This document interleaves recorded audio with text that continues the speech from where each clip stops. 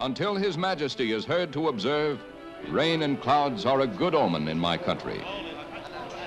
President Eisenhower's special emissary, Ambassador Henry Cabot Lodge, heads a group that welcomes His Majesty, and the King responds saying, من زيارتي إلى الولايات المتحدة كما أنني مسرور. I am pleased by my visit to the United States, as I am very pleased to meet my friend President Eisenhower, who will discuss all the problems for the benefit of the whole world to spread peace and security.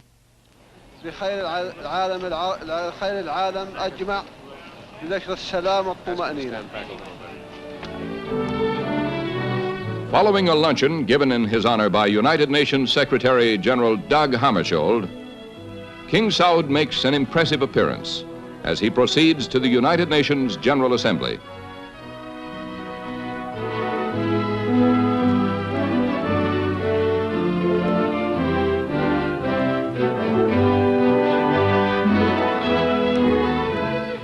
Here to address 2,400 delegates and other dignitaries, His Majesty gets an ovation as he enters the vast council hall.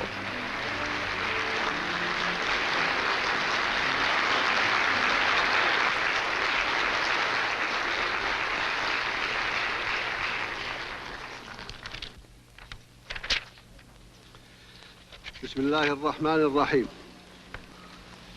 سمو الرئيس. Your Highness, the President, and members of the United Nations, I would like to express my gratitude to Your Highness for welcoming me here and for this opportunity to address the General Assembly. I would like to express through you my appreciation and the best of wishes to the United Nations, the organization to which humanity has linked its aspirations.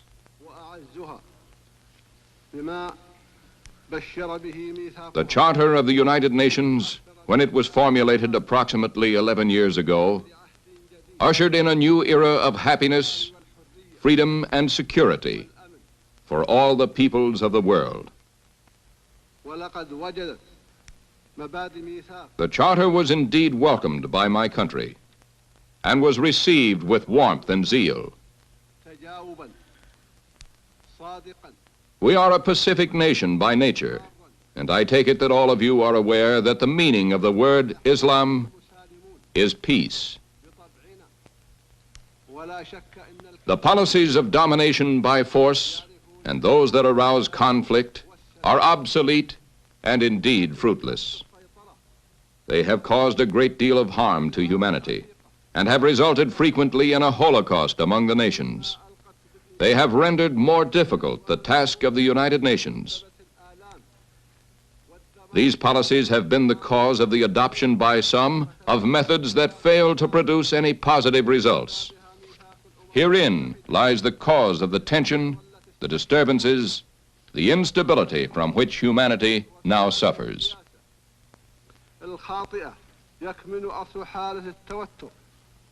There is no doubt that the commendable effort made by the Secretary General, Dag Hammarskjöld, has resulted in important progress towards this lofty objective for which we are very appreciative and grateful.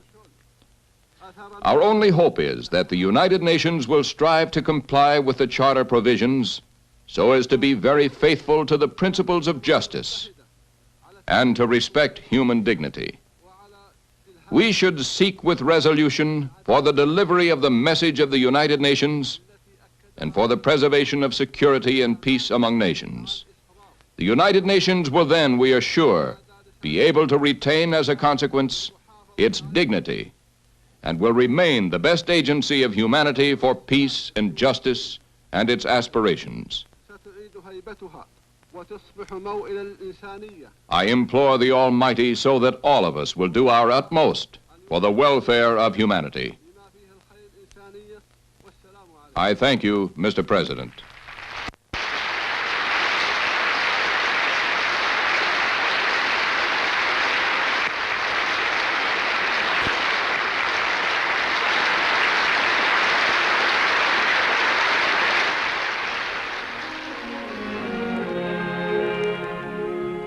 Later, at a reception given for him by Saudi Arabian Ambassador Sheikh Abdullah Al Kayal, many dignitaries and officials pay their respects. His Majesty greets Dr. Charles Malik, Lebanon's dynamic foreign minister, and these young envoys from the neighboring Arab country of Yemen. United States Ambassador Wadsworth, who journeyed here with the King.